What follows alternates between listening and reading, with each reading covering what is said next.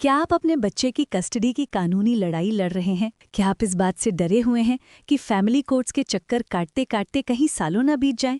भारत में child custody का कानून किसी फिक्स फॉर्मूले पर नहीं, बल्कि एक ही सर्वोच्च सिद्धांत पर चलता है, वेलफेयर ऑफ द चाइल्ड। आज मैं आपको बताऊंगी कि भारत के कानूनों और अदालतों के काम करने के तरीके के अनुसार कस्टडी तय करने वाले असली फैक्टर्स क्या हैं। तो आज हम बात करेंगे चाइल्ड कस्टडी के उन नियमों की जो हर माता पिता को जानना बेहद जरूरी है। तो सबसे पहले बात करते हैं welfare of the child concept की। भारतीय अदालतों में सबसे ऊपर एक ही चीज है, बच्चे का हित। सुप्रीम कोर्ट और विभिन्न हाई कोर्ट्स ने बार बार कहा है कि माता पिता के निजी झगड़ों में बच्चा शतरंज की गोट यानी पॉन नहीं बनना चाहिए। कानूनन ऐसा कोई सख्त नियम नहीं है कि कस्टडी हमेशा माँ को ही मिलेगी या हमेशा पिता को। कोर्ट ये देखता है कि बच्चे के स्कूल, स्वास्थ्य और भावनात्मक सुरक्षा के लिए बेहतर माहौल कौन दे सकता है। इसके अलावा आजकल भारत के फैमिली कोर्ट्स में एक बहुत ही आधुनिक तरीका अपनाया जा रहा है, जिसे शेयर्ड पेरेंटिंग प्लान कहते हैं। केस की शुरुआत में ही कोर्ट माता पिता को एक विस्तृत प्लान बनाने को कह सकता है। इसमें ये तय किया जाता है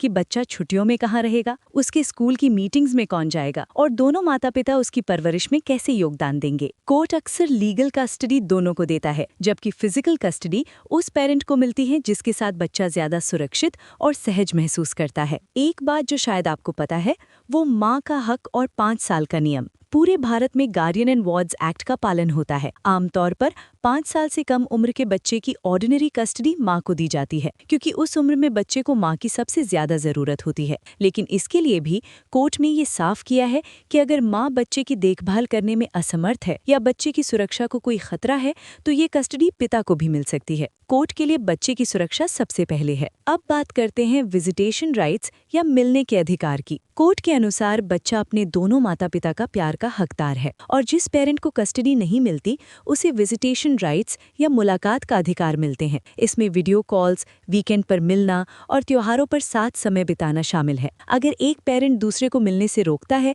या बच्चे को भड़काता है तो कोर्ट इसे बहुत गंभीरता से लेता है और भारी जुर्माना या यहाँ तक कि कस्टडी के आदेश में बदलाव भी कर सकता है। तो निष्कर्ष ये है कि भारत में कस्टडी उसे मिलेगी जो कोर्ट को ये यकीन दिला पाएगा कि उसके पास रहने से बच्चे का भविष्य सबसे ज्यादा सुरक्षित है। तो जाते जाते एक सजेशन है, कोर्ट में अपना पक्ष रखते समय दूसरे की बुराई करने के बजाय अपनी काबिलियत और अपने बच्चे के साथ अपने बॉन्ड के सबूत पेश करें। बच्चे के प्रोग्रेस कार्ड्स, उसके साथ आपकी खुशहाल तस्वीरें और उसकी दिनचर्या का ब्यौरा कोर्ट में आपकी जीत का आधार बनेगा। अगर आपको चाइल्ड कस्टडी लॉ पर और जानकारी चाहिए तो कमेंट में पूछें, मैं खुद जवाब देने की कोशिश करूंगी। इस वीडियो को शेयर करें